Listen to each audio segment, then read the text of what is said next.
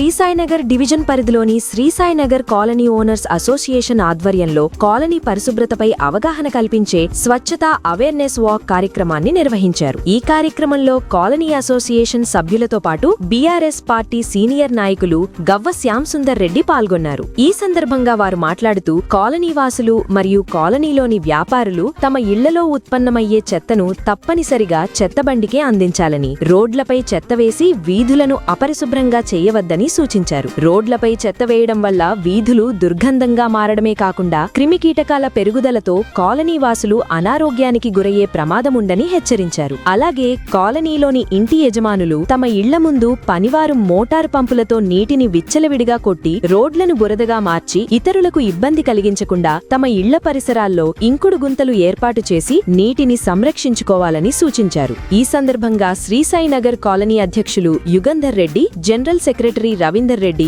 Vice president Venkat Reddy, committee సభ్యులు Gopala Rao, Dosapati Srinivas, Lalaiah Goud, Banda Malla Reddy, Shivachandar Rao, Suryaprakash, B Srinivasa Rao, Ramesh Reddy, Srinivasa Rao, Chandrashekar, BRS party senior నాయకులు గవ్వ శ్యాంసుందర్ రెడ్డి, అలాగే నాగార్జున స్కూల్ విద్యార్థులు, కాలనీ వాసులు పాల్గొన్నారు.